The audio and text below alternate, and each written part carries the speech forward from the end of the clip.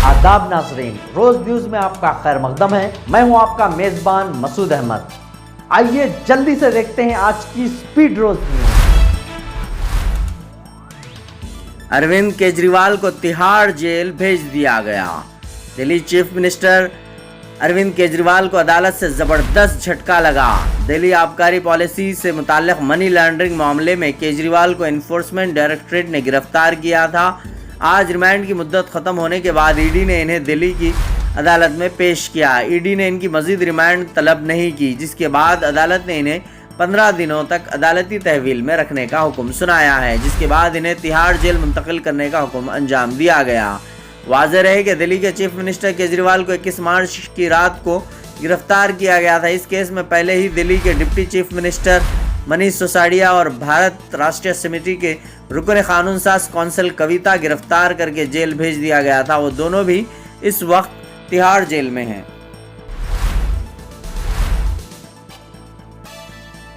Chief minister Revanth Reddy Delhi रवाना।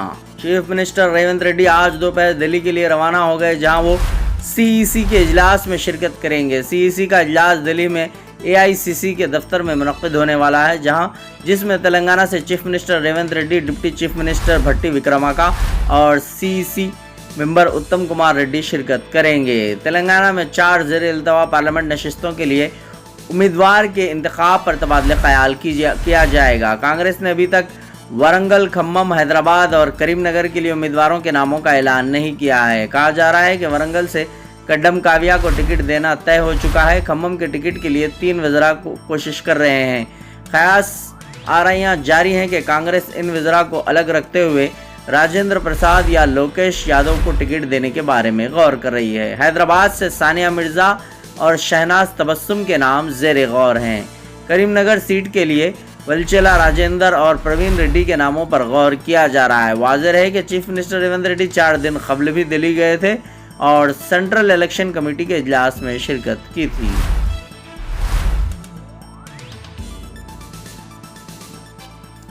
Barrister Asad Owaisi ने मरहूम मुख्तार अंसारी के मकान पहुंचकर घर वालों को पुरसा दिया। सदर कुल हिंद मजलिस इत्तेहादुल मुस्लिमीन व रुकन पार्लियामेंट हैदराबाद बैरिस्टर असदुद्दीन ओवैसी ने इतवार की रात उत्तर प्रदेश के गाजीपुर में मरहूम मुख्तार अंसारी के घर पहुंचकर मुतवफ़ी के घर वालों से मुलाकात की और इन्हें पुरसा दिया।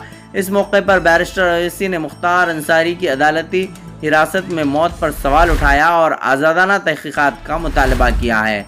इस मौके पर मरहूम मुख्तार अंसारी के फ़र्जंद उमर अंसारी से तफसीली बातचीत भी की और हिम्मत से काम लेने का मशवरा दिया। बैरिस्टर ओवैसी ने सोशल मीडिया प्लेटफॉर्म पर कहा कि आज हम गाजीपुर में मरहूम मुख्तार अंसारी के घर गए और इनके अहले खाना को पुरसा दिया। इस मुश्किल वक्त में हम इनके अहले खाना, हामियों और चाहने वालों के साथ खड़े हैं।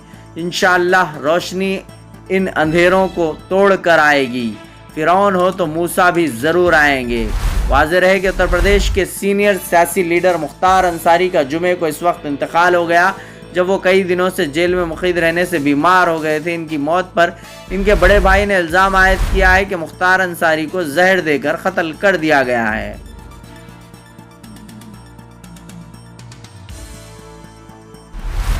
जीएचएमसी ने जायदाद टैक्स वसूल में एक नया रिकॉर्ड कायम किया।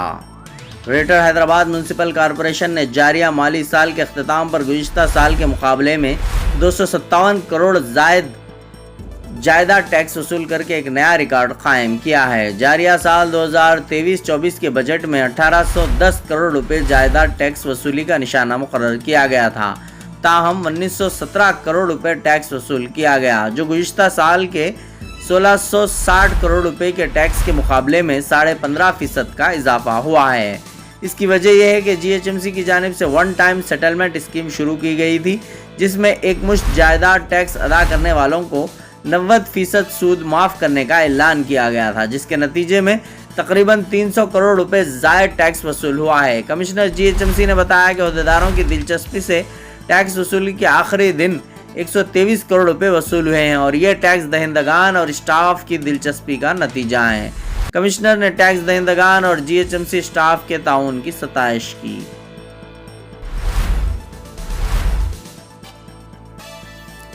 مکہ مکرمہ زائرین ہوٹلوں کے مصلوں میں نمازیں پڑھیں، وزارت حج و عمرہ۔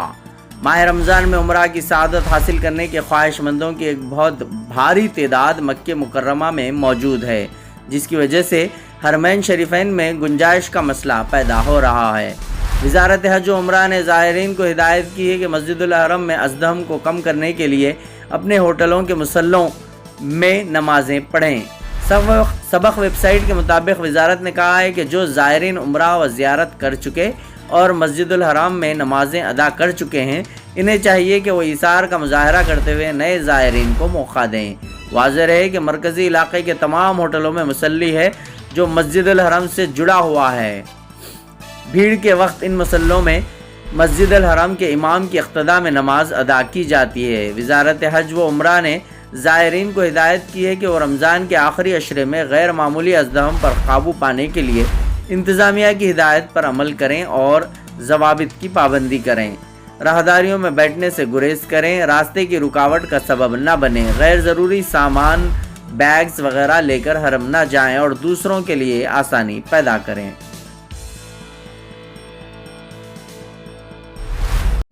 آن لائن سروس کے لیے کہیں اور جانے سے پہلے ایک دفعہ نیو روز انٹرپرائزز چلے آئیے، جہاں بڑی ہی عمدگی اور تیز رفتاری سے سبھی آن لائن سروسز انجام دیے جاتے ہیں۔ آدھار کارڈ میں کریکشن کروانا ہو، ووٹر آئی ڈی کارڈ نیا بنوانا ہو یا کریکشن کروانا ہو، پاسپورٹ نیا بنوانا ہو یا کریکشن کروانا ہو، پین کارڈ، انکم سرٹیفکیٹ یا کاسٹ سرٹیفکیٹ بنوائیے، بینک اکاؤنٹ کھولیے۔